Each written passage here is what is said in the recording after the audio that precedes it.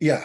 And I think what people don't realize when they're doing the math is, well, that math seems to be a little too difficult. So I'm going to go a little bit easier. ROI is one of the basic terms that I used to use. No, I used to use it a lot.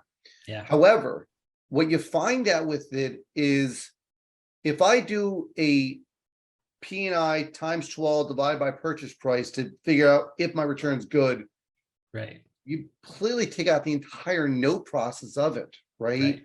Because it may not be 12 months, it may be 24, 50 months, 60 months. And that's great and wonderful, but you're dividing a month angle by a purchase price. There's reinstatement come and play in there, just servicing fees that increase, decrease based on things like that. So please be sure that if you're calculating based on ROI, that you understand what the math is. If you're using it on a basis is great. Yeah. The other point is yield. A lot of people continue to use a yield calculation. You can use a calculator. We have a workshop that allows you to figure out yield in the spreadsheet where you can run 100 assets through it and figure out a purchase price on an X yield, which is great. Yeah.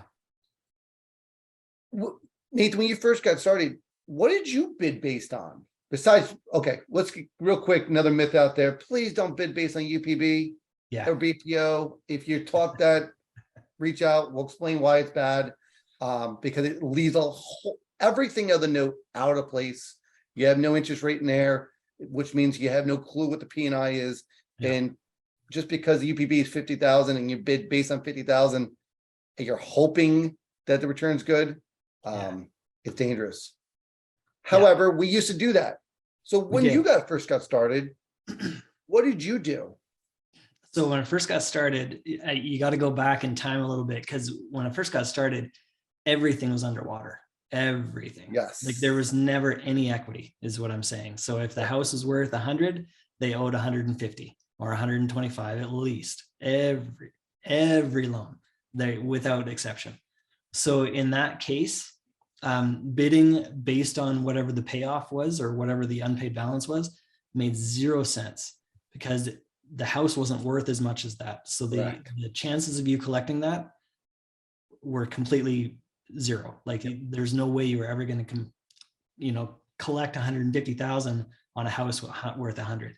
Yeah. So that just didn't work. So back in the day, it was always based on property value. And then that was the main thing. And again, going way back when I very first started, I was always after the property. So my strategy at the time was I only bought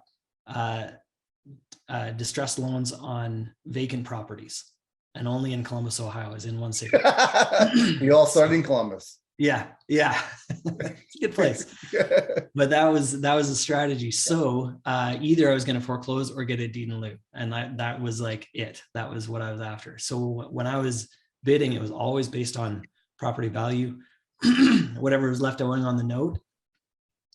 That actually just became something that I could use when I was talking to the borrower, where I'd say, hey, listen, you owe $150,000 on this. What I'm willing to let you do is walk away from that. So just sign this deed in lieu, give me the property, and it all goes away. We file this release of lien, and you don't owe that money anymore. And at the time, it worked great, and that was a good strategy. This idea of bidding at a percentage was because pricing was low back then. Yes. Right. I made jokes back in the day that if we bid above 40% of the UPB, that'd be ridiculous. Yeah. Right. So understand the fact that stair steps back then made a lot of sense, because everything we did had a really high yield if we knew it or not. We didn't realize what we're doing because we didn't talk about that stuff. Right. No, and we didn't really need to in a lot of 40%, 30%. I mean, you calculate any of the deals out there. I don't care if the 2% loan. Yeah. And you bid a 30% because you just didn't know any better. Yeah. And then how much return are you going to get? Yeah. That was a great time to get started, because you could make all kinds of mistakes, and we sure did. Yeah. And we still came out okay. And that was great. Yeah, absolutely. But you have to know what you're doing. So as we move forward, right, I started doing ROI, and I started getting into yield and understand what yield does. And when I met one of my partners in 2016, we really dived into yield, and he explained it as a bond guy, what yield equates to. And I see some posts about this. And Larry, I love your idea. So what most people don't realize is that yield is based on an annual return until maturity date. It's a bond equation, right?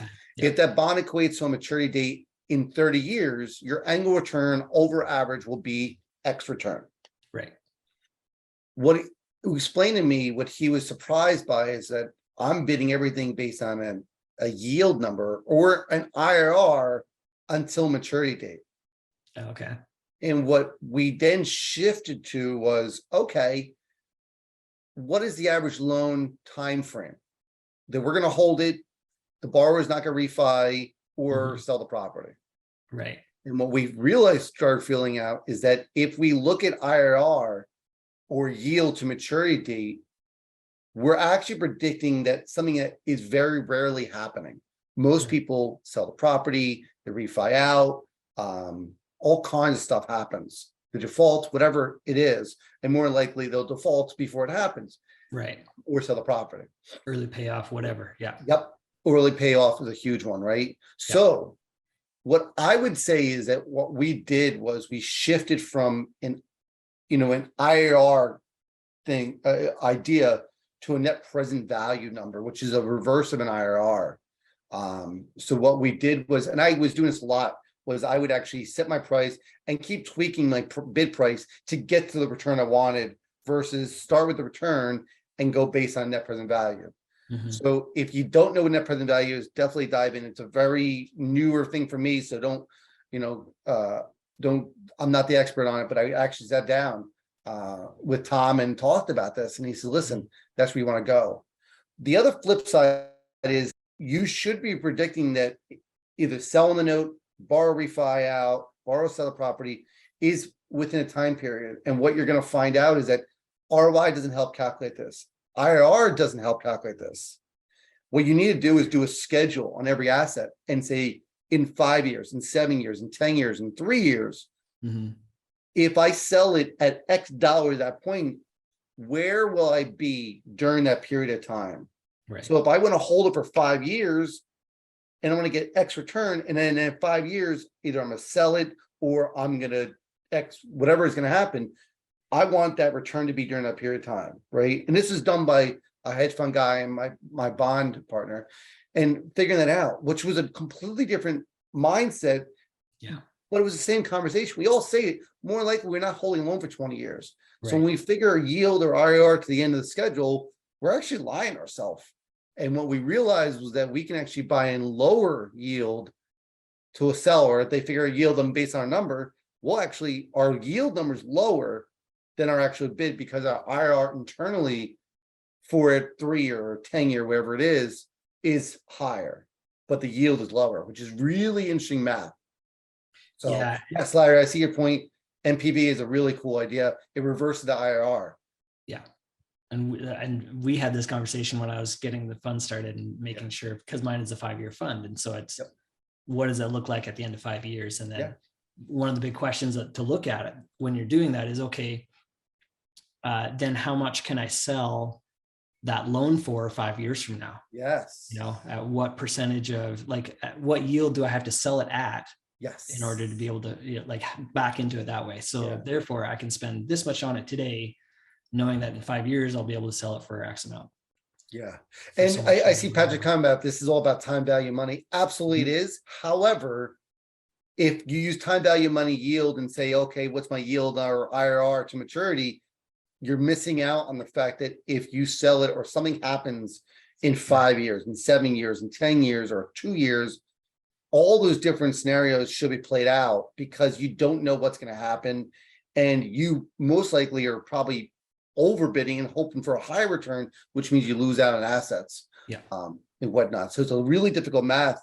But for exactly what Nathan's saying, for his fund, sunset of 5 years, even if there's 15 more years on it, he has to predict what he'll sell it for, most likely in yield number, right? And to know the fact that if I sell it at an X yield in 5 years, I'll get that as an income. So what will my IRR be in over those 5 years, including that payment coming in? Yeah. Right. So yes, I think it's a huge thing that most people don't get. It's complicated. So I apologize for that long-winded answer.